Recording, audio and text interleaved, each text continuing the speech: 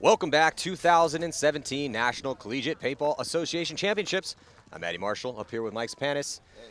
And so, Mike, we got a good game coming up right now. NC State going to be taking on the UConn Huskies. The Huskies, I think with the legacy of that team here at this event, probably the favorites. What would you say? I would say for sure, and they come out of a great area for paintball. The New England area is a fantastic hotbed for paintball nowadays. Dave Painter's League, Foxball, the NEPL, what Anthony runs up there at Boston Paintball. You breed great paintball programs. Problem is, you can only play paintball in Connecticut, Massachusetts, 6 months of the year outdoors. You know, this year was actually not bad up in the Northeast for sure, but you know, UConn plays at Matt's Outback. They live, the campus is 10 minutes away from Matt's Outback, which is a fantastic paintball field. Yeah, here was pretty mild winter for you guys. We actually got all of your moisture in California. Which is great for you. Great for us, we needed your it. Crops. Oh, God. Yeah, you fly over California, it looks like Ireland right now. That's awesome. But yeah, it is difficult and to play paintball as much as you can play in California, as much as you can play in Florida, Texas, like you were saying. But it is good to see the Northeast represented because the Northeast has also been a long, I mean, you know, paintball was invented in the Northeast. In New York. Yeah, so, I mean, we're talking about the oldest type of legacy you could possibly have in the sport comes from that area of the world. So it's good to see teams representing from there. So I talked to the coach for NC State earlier. We had a great match against them last year, and they lose their God player off the break. He falls on his butt getting out of their bunker, but they attack. And this player number here, I believe it's Ojan. He was doing really well last season with them up at the W against us. I talked to Bob, their coach there on the field. He said they graduated a lot of their players this year. NC State guys? NC State did, yes. Yeah, NC State in the red and gray and black on your left-hand side, and UConn in the blue on the right-hand side. And UConn has a lot of the little fast kids out there. I feel like UConn always has a lot of the little fast kids. When they won back-to-back in 05 and 06, they had some speed demons on that team. They always wore the fast pants, the JT fast pants. I remember, absolutely. So NC State filling out to the 10, the Dorito one there, the wide one. They still have the insert bunker there on the Obama, and they have the left side, well, the right side of the W. They shoot out the UConn's 4-yard line player. All right, you have to describe what the Obama is. Oh, I said Obama. The Obama is the insert bunker there on Dorito's side. I'm sorry, I'm using my Drexel codes. You got each team has its own jargon. Yeah. Yeah, I went to the Apple. It's like you're doing interviews. Yeah, first I went to the Apple, and I shot the Godzilla, and no one knows what the hell they're talking about. So NC State fills into the Snake 2 and gets immediately dinked out. Looks like from the insert bunker there on Dorito's side, cross field. Still, NC State has had that center 50 this entire time. They've lost some bodies. Another body comes off on that D side, but UConn also getting chewed up a little bit too. And UConn playing on their heels. You got a back corner bunker here on the Snake side. Insert Aztec, just gets taken out on the D side. So just one player left alive, and he's going to get taken out as well too. So solid point, first point here. I was about to commentator, describe for the NC State. They had 3 of their players just die making moves. But their last 2 players were able to stay calm, composed, and get the last 2 kills. I can't say enough about trying to stay calm and composed out there, especially if you're a younger player. It's so easy to get, because it's tough. You want to get worked up mentally in the sense that you're hyped to play the game, but when you go out there, you see the best players in the world. They're not frantic. They're very calm and composed, and that's what I saw out of that guy in the center. Not sure who that was for NC State up in that center 50. He made it there off the break, was there the whole game, got a couple kills. Guy that got the flag and hung it. That was a solid first point for him. Yeah, and the player that ended up finishing the game with him on Dorito's side, that's Mike Hruska. He was a threat for us last year when we played them. And they started to come back on us in that game right before we played Texas A&M. That was a quarterfinals or game. Yeah, so I was just trying to read the back of player number 21 for NC State. But regardless, it's a solid first point here. See if the Huskies have an answer for it. But, Mike, I don't really feel that the Huskies, that was definitely not their best showing that first point. This is the first game that we've seen this particular team. Obviously, we've been watching them for years, but this particular team, and they came out kind of flat in that first point. Lost some guys, got stuck in those back bunkers, didn't really seem to know which way to shoot when the cross-up happened, when there's just 2 players left alive. They did shoot some bodies. They did. They definitely shot some bodies. I think they got 3 kills. I think there was 2 bodies left alive. They got 3 kills, and they shot the God off the break, which is the insert bunker on the Snake side. and then they made 2 really nice kills on the NC State guys moving down both the Snake side and the Dorito side. However, the real estate that they got there on the 40-yard line Dorito, they get there, and instead of playing off your back guys and working with them, you come out and lose a gunfight. And you give up that great position to clean up the game. And when he was there at the 40-yard line Dorito, guess who wasn't looking at him? The W guy. So get to your real estate, get to the 50s, get to the 40s, and maybe take a moment, take a breath, talk to your back guys real Absolutely. quick. Absolutely. We see that, and you'll probably hear us say it again, too, this weekend. When you get to those crucial front spots, your job is not necessarily, unless it's contingent on that play, your job is not to immediately engage. Yeah. Your job is to get there and live. Yeah. Then just take a deep breath, count to 5, whatever you want to do. Everyone's got their own little thing that they do. And but NC just State hang out for a second calling and 2 live. players up the middle. And somehow NC State rumbling and stumbling. Oh, I thought he made it in alive to the mini wall, UConn. but sorry, a UConn. He tripped and fell, and it looked like he made it in there clean, but he ended up getting taken out right as he tried to get in. So first kill going to go to UConn. NC State again goes right up to that center. NC State just shoots out another player on UConn. And we have to keep in mind both these teams' mascots are Huskies. So we have to say, UConn and NC State.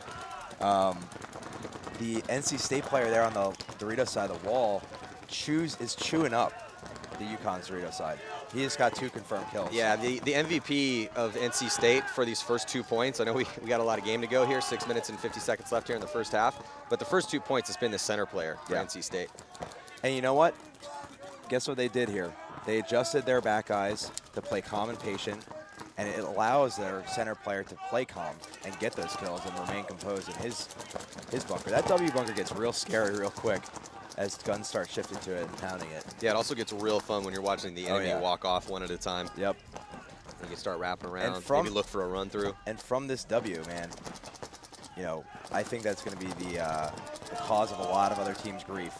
Is the W guy chopping up lanes on both Snake and Dorito sides. They let UConn all the way out in the Snake back bunker, and he immediately gets a quick shot on NC State, but he who had no idea that he was out the right. Yeah, then he gets taken out. Again, survivability, huge problem right now for UConn. NC State doing a much better job of staying alive and getting into position. So they're losing bodies, but just not enough. And NC State looks like they had 4 players left alive in that one.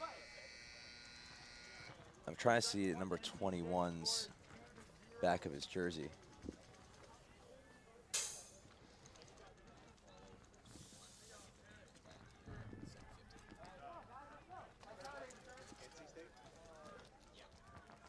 So real solid control for NC State thus far through 2. UConn sitting with that goose egg still. 5 minutes and 47 seconds left to go in this first half. So kind of just getting things rolling. Yeah, and UConn has plenty of time here. Let's get this replay. So here was tries to get over, slides out real wide. He gets it there clean, but he gets chopped up crawling so slow. And that was definitely a kill generated by that W player, 100%. That W is just chalking up kills. He's but again, so tall. I love the control that I'm seeing from NC State. They're getting into their bunkers, and they're Alston. Yeah, Merrick Alston. So Merrick Alston up in that center 50 for NC State has definitely been doing his work. But it's not just him. It's the rest of those guys on the D side. Their Snake side's not playing bad, but we've seen an early death on the Snake side. There was they didn't stop the UConn player from getting out to the back corner bunker, able to get that free kill there. But I just like the control that I'm seeing out of NC State. They're taking the ground in the center off the break, and they're probably going to keep doing that until somebody stops them. I would. Yeah. And then they're doing a methodical job of getting penetration on the D side. And then they are being attentive to the Snake side. Could be a little bit more attentive, but still, just well-controlled, slow but smart paintball from NC State. And I say slow with the nicest of intentions. This is not a bad thing. Particularly on a layout like this, when you have guys, like if you're facing a team that has survivability issues, go slow. Yeah. Now the flip side, UConn needs to realize that the attack from NC State is coming from the center guy as they push 2 players up to the center again. Hey, this and is they match him. But this is what UConn needed to do. You can't just have Alston do whatever he wants up in that Alston center just 50. goes around and stabs UConn and almost makes it clean. He comes back around, but he got dinked on the loader there in the trade. Hey, good job by Kirschbaum to get up there in the 50 and course. take out the guy that's giving you problems. And solve the issue by going and take that guy off the field. Those 2 points are a wash. Let's learn from the mistake and correct it. How do we correct it the best way? Go bunker him out. So let's see what NC State does here, not having Alston up in that center 50. They still have presence there in the center there with the center can on the snake side, and then they fill the W again. And he immediately looks to chalk up some kills on the Dorito side. UConn still has the Dorito 1, which is the first Dorito wide out there, the small one, and they have the Dorito corner player. And they have 2 other players alive, the back center and the insert bunker there on snake side. Well, so yeah, and with the body coming off for NC State, now 3 bodies. Actually, yeah, 3 bodies coming off, so just 2 players left alive. This is UConn's point to win. They have the advantage. and FAM loses a gun battle in that center. Bad death. But they did get another kill out of that center 50. So now we have a 1-on-3 situation. And this is a point that UConn cannot lose. Down by 2, trying to pull within 1 right now. Got to be real careful. Hey, plenty of time on the clock. Just slow it down with your guys. Communicate cross-field. I don't know why this UConn player is pushing into this guy's gun. This is what you're not supposed to do in a Yeah. 3-on-1. If you're getting shot at in a 3-on-1, hide. Just hide. And then leave it up to your other guy to move forward. Yep. How you blow 3-on-1s is by trying to gunfight the guy, Running or around trying like to a chicken. exactly, or trying to make a big move, go past a bunker to take, slide in, dive in. Don't do any of that. Well, as I said, UConn just needs to slow it down there, communicate, hey, this guy's on me. Let's move up a bunker. And they were able to do that. Their UConn Dorito front player moves all the way into the NC States. If you know that it's a 3-on-1 and you're the 3, and again, I'm going to say this until people stop doing it, but if you're getting shot at, hide. Yeah. Don't move. Now, your other guys, if they're not getting shot at, that's when you move. It seems simple, but guys really want to get locked in these gunfights with just 1 player left. Paintball's a game of glorified hide and seek, right? Sometimes you just got to hide. I couldn't agree more. You hear some of the best players like Ryan Greenspan always is talking about, hey, I hide really well. Yeah. So 3 minutes and 58 seconds left, a 1-point game. We'll be right back. Truly believe in the guy next year, we're going to win. We are the scariest, nastiest, dirtiest team here, and we're going to win.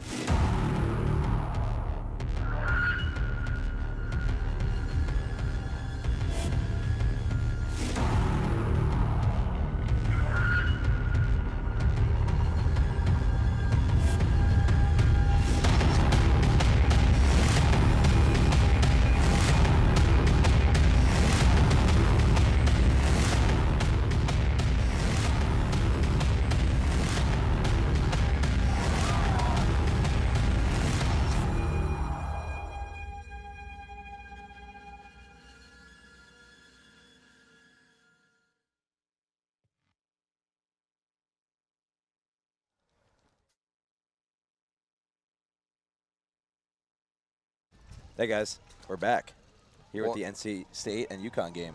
And it's a 1-point spread right now. Yeah. 3:58 to go. So still a whole second half to play and about 4 minutes of this half. UConn looked pretty sharp in that last point. They finally were able to take out Merrick Alston from NC State, who has been doing the lion's share of the killing And up here in that comes center 50. Kirschbaum coming up again. And NC State decides to play it short here, not sending out Alston to the center there, conceding the W over to UConn. And that is Cody Kirschbaum, I believe, up there. Yeah, it is. Up at the Dorito side of the W. So able to get into D2. Right now, UConn here on your screen. Good field position for them. Better field position than NC State has on that D side of the field. They lose their snake side Oh, but here comes the run through in the center. Kirschbaum gets taken out. And that player was for NC State also, he gets taken out too, but he had to go and kill Kirschbaum. Kirschbaum, you can't let that guy live in there.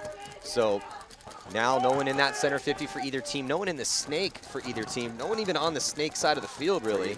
Except for NC State has the insert bunker there. They have the mini wall bunker, but he's looking D side. Correct. He's watching over his front player who's at the mini wall on the D side of the field. But now the NC State player that was in the can reacts off of that bunker move and gets into the 30-yard line Dorito, the mini wall there on the Dorito side. And he wins a gun battle and shoots out FAM, who filled up there on UConn to the right side of the W. Well, and then off of that, Silverman, is able to get into the 50-yard UConn line. gets a major over here, penalty, yeah, minor on the penalty. snake side of the field. Looks like a minor penalty assessed on NC State, I believe. No, it was on It UConn. was on UConn, yeah. It was, so Pham was walking past the ref there, and the ref threw the yellow bird of death, so I would assume that it was probably a talking penalty, more than likely. And the refs have been pretty strict about that out here. yeah, we really haven't seen a ton of penalties, though. It hasn't been that bad of a day for penalties. So really in the good spot right now is Robert Silverman for UConn. He's at the 50-yard line on the snake side. And his corresponding colleague there on Dorito side moving up to the Dorito 1 wide.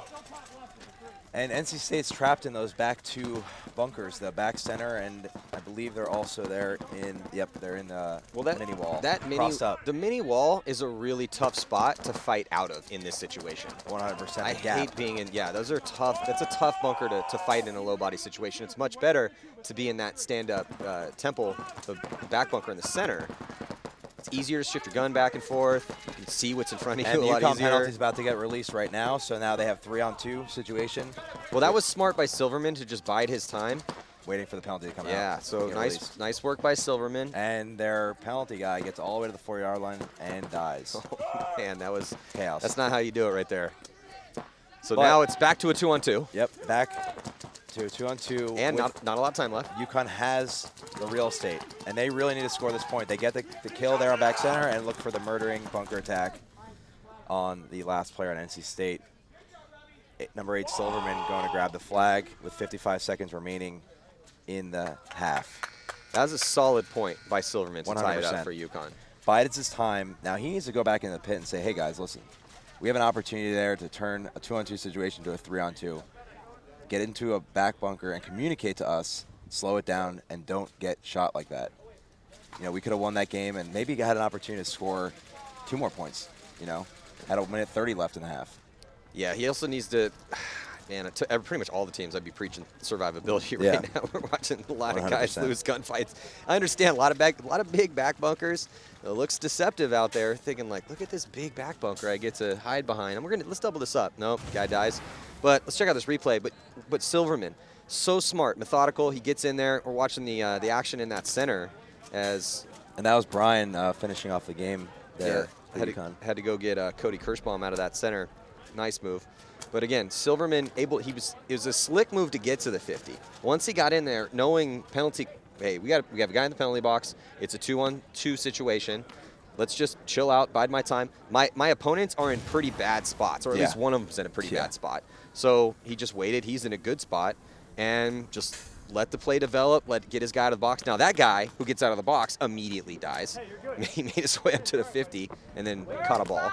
So, but Silverman's still able to get it done, and we have a tie ball game right now, 2-2 with 30 seconds left in the game time, the pit time, and 52 seconds left in the half. The one thing I haven't seen a lot of, and we've been trying to do this, we practiced it a lot yesterday in some breakout drills, is achieving the shot on the center runner, the W player, through the windows. And we had one point today where we actually accomplished it. All the other points, we kept missing the guy, missing the guy, missing the guy. And I think it's a matter of being a patient laner. And a lot of these players don't have that fundamental yet. And I'd be happy to see a team like Texas A&M really try to take advantage of those shots. As we're about to watch the start of this next point, who do you think is the team to beat right now? Texas A&M, 100%. I mean, other than Drexel. Other than Drexel, right? No, we've been playing well, man. I think a matter of this format is about depth. You know, having 2 or 3 other guys in your bench you can rely on with good fundamentals. And the teams that have that are the ones that historically do well at this format. Well, not only that, I totally agree with you, but to add to that, the reason why is because after all of the points you have to play, it's Sunday, maybe it warms up a little bit, who knows. But having that depth gives you those extra fresh legs to get your starters some rest. So right now, it's just 17 seconds left. NC State had doubled up that center wall. They're both still there, but they haven't killed enough UConn players to really try to make any attempt at a push. And it looks like Alston was trying to make something happen, but Someone was calling story time out there with 5-6 seconds left. So story time meaning just hang out, don't go anywhere, Don't dig get a a penalty. trench, don't get a penalty, just play real conservative and roll your gun. One of the worst things you do is start off after a 5-minute break where you can rest all your fresh legs and get some fresh legs out there with a body down in the box. It's one of the worst things you could do in this format. Yeah. You just battle through 10 minutes and then you have to play the first first point with 4 bodies. Oof. No bueno. So who do you think, okay, Texas A&M, you guys looked pretty good in your first game. Who else are you looking to be favorite here? Liberty, man. Liberty's always a threat. They played really well at practice. Aren't they undefeated this year? I believe That's what so. I heard. There's been some issues there with the conference stuff, so we'll see what happens with Liberty. Yeah, so let's check in with Lauren Kelly here in this halftime period. Thanks. I'm here on the sidelines. Now, you guys had a slower start, but now you are tied going into the second half. What were some of those things you talked about in the middle of this first half that really changed that? I heard you guys saying you needed to mirror some of the other players on the other side of the field. Absolutely. We were shooting a couple fat lanes off the break up the gut, and we'd seen them doing that a little bit earlier against some of their opponents. And we tried to counter them with that, but we were letting them get a little bit too wide off the break. I think we were just a little bit antsy, a little excited to be here on the webcast field. But, you know, the boys are rallying around me, and I think we're good from here. Well, we're excited to have you out here on the webcast field. You said you guys were letting them get too wide out on the breakout. Do you think that that is crucial to try to keep your opponent in the pocket off the break, or? Absolutely. On this layout, particularly, we don't have a lot of tall players. They actually have a couple guys who are quite effective in the W, and we're kind of limited to use that bunker on the sides of it. So especially, you know, if we let them get wide and take the W, they kind of just trap us in those back bunkers where we're not really able to get the shots we need to get the eliminations cross field. All right. Well, thank you so much. Good luck in the second half. Absolutely. Back to you guys.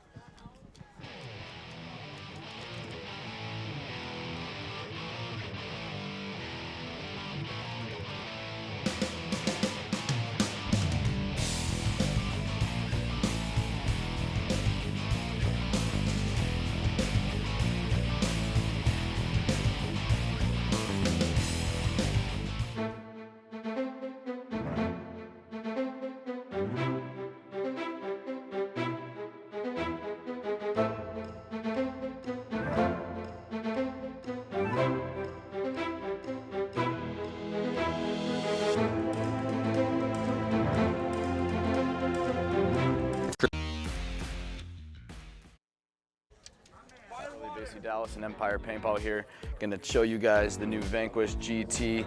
The main new feature with the Vanquish GT is going to be the V16 drivetrain that's on the interior of it. This is your new bolt system. Go ahead and pop that out. So this is it. This is the new V16 drivetrain. We've filled a lot of the air release valve holes, so you don't see that on the back of the can anymore. And what that's going to do for you is going to put a increased amount of pressure on the forward motion of the bolt. You're actually able to drop your dwell down significantly as well as your ABS dwell down, so it makes it more efficient and a much softer shot as well. So the spring is what used to help with the forward motion of the bolt, so we wouldn't have the bolt stick.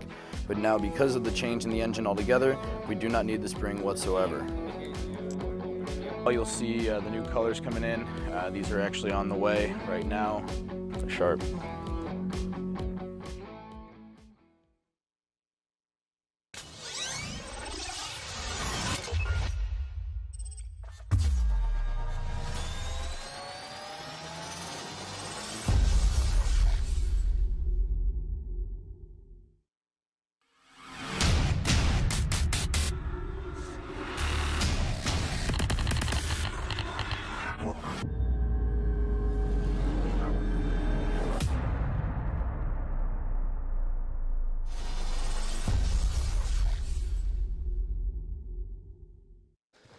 So we will see if UConn utilized this timeout wisely and what sort of play that they're going to run right now, Mike. But during that break, you were kind of talking a little bit, we were discussing this corner over here, snake side for UConn. What do you think about that play, Paul? Just keep running that guy out to the corner. Well, they got shot 2 times in a row going there, running and gunning. So now what I would do is run to the God, which is what they do, and they run to the snake instead with Silverman. Silverman gets out there clean, but they lose their 2 players that are insert there on. They lose 3 bodies. 3 total. No, two, they made it. Yeah, two. he made it into the snake clean. Yeah. He lost his 2 back guys, though. Correct. But he's there. The good thing about this snake is that you can shoot down the wire and really control the tape by yourself. Now, the problem is he has no one talking to him about the fact that there is a W player. Well, he does have his coach right by him. Yeah, his coach needs to say, hey, man, just stay patient real quick. Wait, no one's looking at you. Crawl up. There you go. Well, NC State, though, working with this 2-point difference, yeah, they have a big advantage right now. It's 5-on-2. However, they only have 3 minutes and 28 seconds to score 2 points to tie this game up. So they have to win this one, and they need to win it relatively soon to give themselves enough time to score another one. What Coach Bob needs to do is get this insert bunker player on the snake side out to the god and start doing some work here on the snake.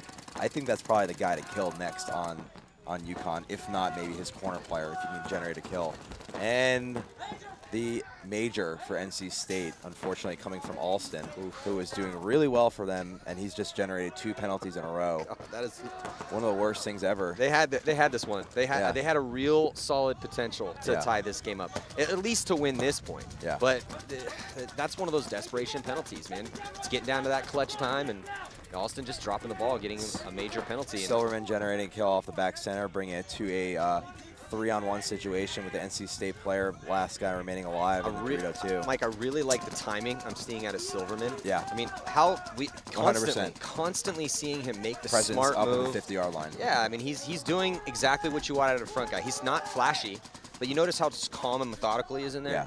Well, their coach is Spencer Stack, who's played on the UConn teams for years and years and years, so he has a lot of experience playing this format of paintball and being able to joystick some of these guys. You got a weapon like Silverman, a fast kid who's good at listening and has good timing. And seems to have the right type of head that you want out of the guy. Because, again, this snake side, it's a little tricky. It's not as tricky as the snake that we saw in Vegas.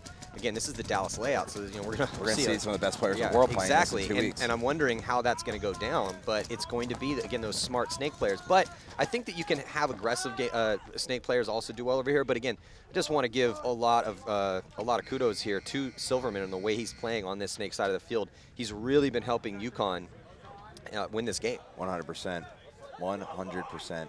And Pham, we were just talking on the break about Pham's size and utilizing his speed. He makes a really smart fill to go from Dorito's side all the way over to help Silverman out and give him the support that he needs. So Silverman can be confident in making that move.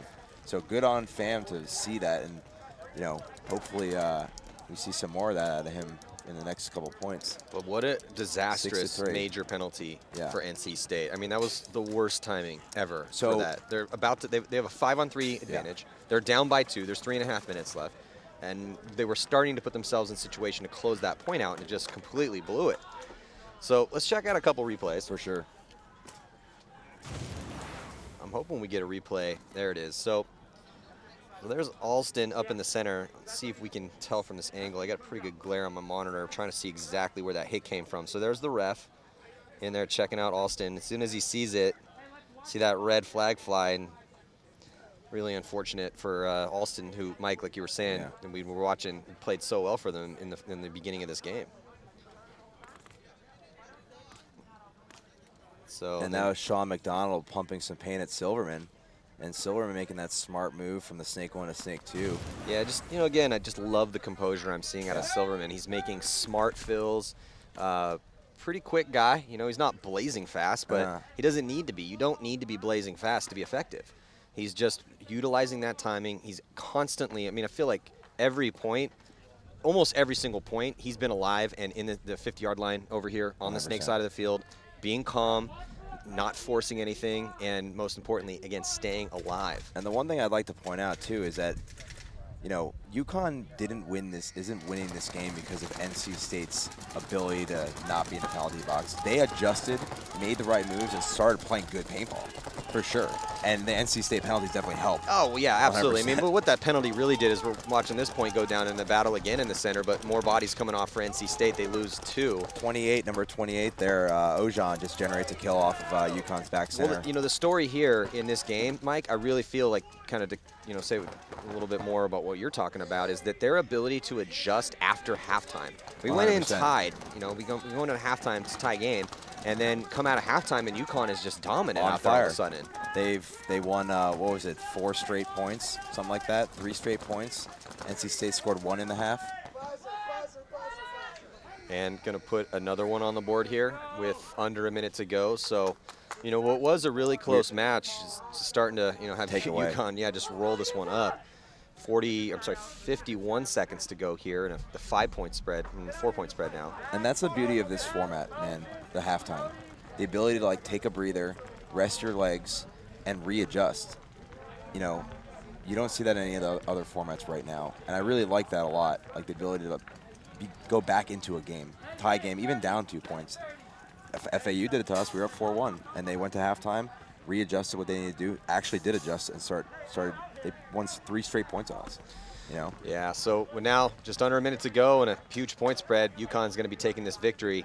But before we get to potentially the last point, going to take a quick break. We'll be right back. The Dye GF Boomstick is the next evolution of the legendary Dye barrel line.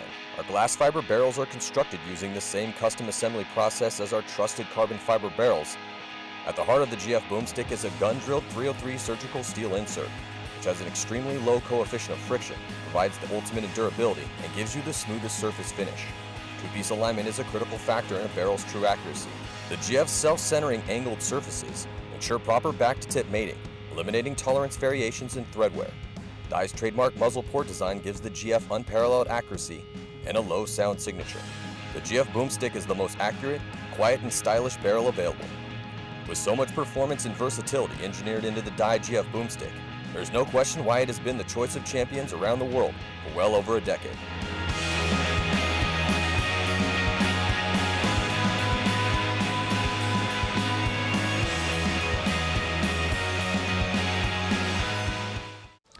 Starting to get through the day of play here, the first day of the 2017 NCPA Championships. Let's check in again with Lauren Kelly. Hey, Maddie, going into this point, NC State said just because of the points spread and the score on the board doesn't mean they're going to lay over and take this loss. As you saw, they wanted to go out aggressive and show that they came here to play. And they do just that by going up the middle with 3 players, chopping up, looks like 3 UConn players. There's definitely two bodies left alive, and they did lose everybody. Yeah, so 2 bodies left alive for UConn. They're going to just lollygag and grab the flag. So he's telling them, I just heard their coach say, hang it at 2 seconds. Yeah, NC State's not going to, they have to save their wheels for Drexel in 2 matches. Yeah, there's still a lot more paintball here to play today. We have 3 more games to play on this main field. There's still other games being played on the other 2 fields out here. So, you know, when we were talking a little bit about, again, favorites, it looked like Texas A&M, we just heard, put a beating on 10-0 on Platteville Pioneers, and Platteville beat up on Ohio Bobcats. So, and I thought Platteville played pretty well in that game. Yeah, I was on the sidelines there, and they looked pretty solid. They did look pretty solid. It was a pretty solid game. 7-3 was that score. So, again, the fact that Texas beat them up 10-0, but the game I'm really looking forward to watching out here is the Liberty Flames Texas A&M game, which is the last game of the day out here in the main field. That's a semifinals, finals match right there, and we were just talking about some of the favorites out here. Liberty went 8-0 during the regular season. Now, granted, they had some, you know, weaker teams in their division, but East Carolina Pirates are a solid, aggressive team. Yeah. You know, you can't sleep on those dudes. So, Liberty, I think Temple's going to be a good team, and you know, now watching UConn here just put a hurting on NC State. And with the weapons that they have and their ability to adjust. I was just going to say, especially the way that they were able to adjust in the second half. So before we get to this next match, Central Florida Knight's going to be taking on the Purdue Boilermakers. Let's check in with Lauren. Here with Robert Silverman. Congratulations on that win. Now, I wanted to talk to you a little bit about the snake side. You were doing a lot of work for UConn on the snake side. Break it down for me a little bit. We saw you go to the corner. We saw you get in the snake off the break. How easy is it to get into the snake off the break? It really depends on how much heat you're taking. A lot of the time, there's a fat lane in between the insert and the snake that you have to, I don't know, you just got to go wheels and get through it. But a lot of the time, I mean, once you get in the snake, snake 1's kind of useless. Snake 2 is where you get a lot of the wrap shots up to the 50. So really a lot of it's just like methodical heads-up paintball down the wire. Put them in, go. What is the best bunker for you to get into early on? Where do you have the most visibility? I've really been liking the Mini W there because it allows you to lock off their snake side, and you basically have to put that guy in, put the 3 in, and then you have a straight shot into the snake. All right, well, congrats on that win. It was a close match for a while there, but UConn took it. Stay tuned, guys. We got Boilermakers and UCF coming up.